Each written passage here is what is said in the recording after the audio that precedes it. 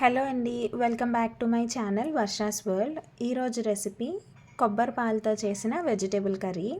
ఇందులో మనం onion garlic use చేయమండి. శివరాత్రి వచ్చేస్తుంది కదా, ఉపవాసం లేని వాళ్ళు ఆనియన్ గార్లిక్ యూస్ చేయకుండా ఎలా కుక్ చేయాలి, ఏం చేయాలి అనుకుంటారు కదా, ఒకసారి ఈ రెసిపీ ట్రై చేయండి.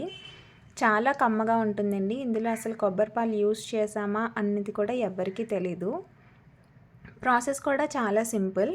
వెజిటేబుల్స్ నేను ఇక్కడ బీన్స్, పొటాటో, క్యారెట్ యూజ్ చేశాను. మీరు మీ చాయిస్ ఆఫ్ వెజిటేబుల్స్తో సేమ్ ప్రాసెస్లో కర్రీ చేసుకోవచ్చు. ఫస్ట్ అయితే ప్యాన్లో 2.5 స్పూన్స్ ఆయిల్ వేసుకోవాలి. నేను బీన్స్ ఎక్కువ క్వాంటిటీలో తీసుకున్నాను, అంటే 2 కప్స్ ఆఫ్ బీన్స్ని ఇలా పొడుగ్గా చాప్ చేసుకొని వేసుకున్నాను.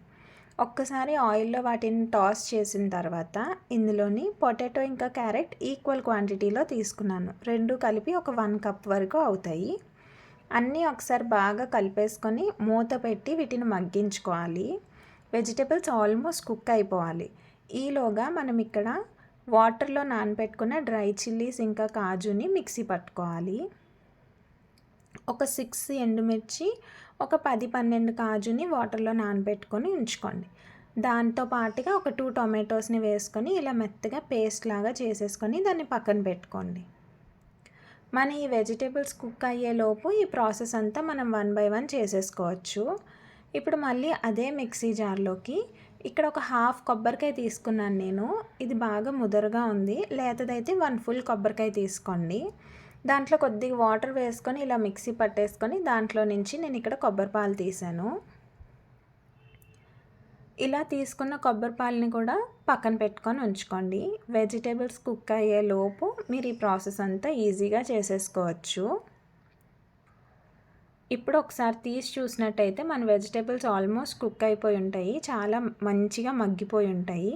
మీరు ఈ ప్రాసెస్ చేసేటప్పుడు కూడా మధ్య మధ్యలో కలుపుతూ చేయండి, ఎందుకంటే మనం వాటర్ యాడ్ చేయలేదు కాబట్టి అడుగంటే ఛాన్స్ ఉంటుంది.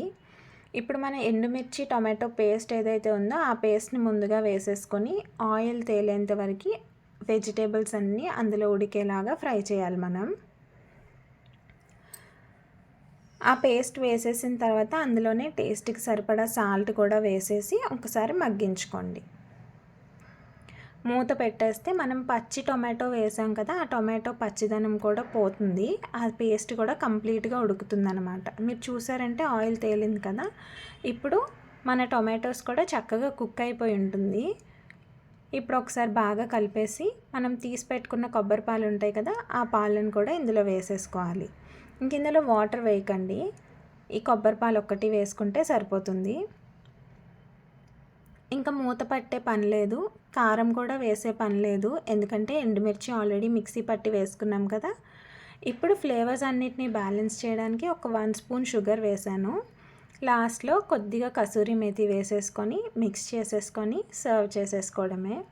ఇది మీరు రోటీస్తో అయినా సర్వ్ చేసుకోవచ్చు, రైస్తో అయినా సర్వ్ చేసుకోవచ్చు. చాలా యమ్మీగా ఉంటుంది. ఒకసారి డెఫినెట్గా ట్రై చేయండి.